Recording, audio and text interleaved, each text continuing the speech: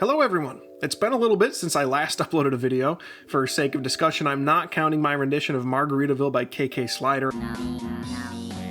And life has been busy for me and a lot has changed. Still, I shall endeavor to keep bringing you good games for busy people as my schedule allows. Now, given the state of the economy, I've cancelled all of my subscriptions, Game Pass and whatnot, and so now I'm working my way through my various backlogs, so expect older and therefore cheaper titles for the foreseeable future. Welcome to Taking It Offline, a series where I recommend video games for the folks out there with packed schedules who just don't have the time in their day to sort the wheat from the chaff but still want a great game to unwind with at the end of the day. With fall settling in, I'm naturally gravitating towards unsettling, atmospheric titles, which is why I'm recommending Sunless Sea for any busy person enthralled with Untersea captaining, tales of distant shores, and the ever-present dread of being alone in the dark while cosmic horrors stir beneath the waves. Sunless Sea is a top-down survival exploration game that takes place in the Fallen London universe. If you're unfamiliar, check out the free browser game at fallenlondon.com, which captures the thematic essence of Sunless Sea and was created by the same developers, who have since released Sunless Skies and are in the midst of developing a pen-and-paper RPG in the same setting.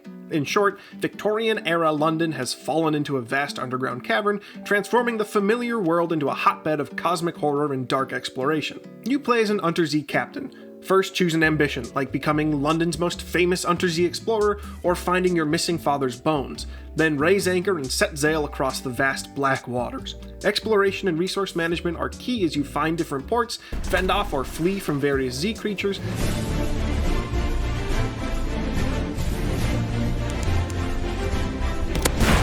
and balance resource consumption with exposure to terror as your lonely ship drifts beneath the earth. I'm recommending Sunless Sea for its phenomenal theming, deliberately placed gameplay, and accessibility for casual players.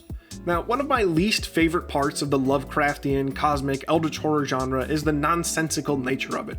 By design, the gods are supposed to work in ways outside the realm of human understanding. Now, call me a rube, but if the gods' intentions and plans are outside of human comprehension, then I don't care about them. I don't particularly enjoy the incomprehensible gods and unsolvable mysteries. Like a superhero movie, you know the ending, but instead of the good guys winning, the unsolved mystery just stays unsolved.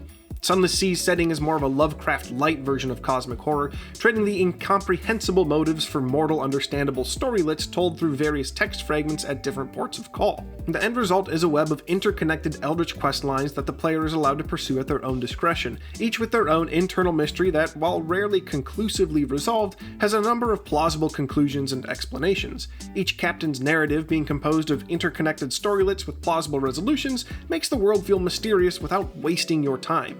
Now, pursuing these storylets requires making stops at different ports throughout the Untersea, which is where the greatest dangers reside. Long stretches of eerie, quiet, quickly erupt into frantic-feeling encounters with Z creatures or pirates. A brief period of disquietingly boring sailing can explode into a violent engagement with a Z creature or privateers. As the player decides how to fight or flee, you dance with your opponent trying to keep them in range for your cannoneers to get a bearing and prepare to fire, while trying to maneuver your ironclad steamer out of their crosshairs. Considering you're effectively driving a freighter, this frenetic feeling fight plays out as if in slow motion, ramping the tension up second by second. And after the fight is concluded, and you, the captain, sound the all clear, the pace of the gameplay feels like it gets dunked into molasses. I always find the sailing after the climactic engagement, the falling action as it were, to be peaceful and harmonious. There's something about felling an abomination of a jellyfish where the unknown just feels conquered. Briefly. As you arrive at a port, you can almost feel the terror melt from your crew as you give them shore leave. No longer forced to monitor fuel, food, and morale, the game reverts to a text menu-based narrative experience. At each port, you can collect port reports to turn in for currency in London, visit shops to repair your vessel or replenish your supplies, purchase rare goods to sell in other ports, or investigate the local activities and mysteries of that location. All in all, you get a nice balance of tension and real-time gameplay while traversing the sea with an at-your-own-pace experience in ports. I find that the slow, methodical gameplay, occasionally interrupted by Z-based combat, plays easy enough for a casual gamer without just being boring. On the topic of playability for the casual gamer, Sunless Sea's overall design is excellent for the busy person who might only have an hour here and there to relax with some games. In its vanilla state, Sunless Sea is a roguelite experience, and like any roguelite, these elements ensure that no play session is wasted. When your current captain retires, or more likely dies, you can pass some of their stats, money, officers, or weapons to your next captain. In addition, throughout your life as a captain, you can acquire a number of items that persist into your next captain, For example, paying for an ironclad will allows you to pass your belongings to your next of kin. Personally, I like to take the feature that allows my next captain to use the same map as my previous captain. I just don't like it when islands and ports shift all on their own. It makes me feel like the game is gaslighting me. But then again, maybe that is the point. Additionally, if the permadeath autosave system isn't your style, the game gives you the option to disable it and use manual saves.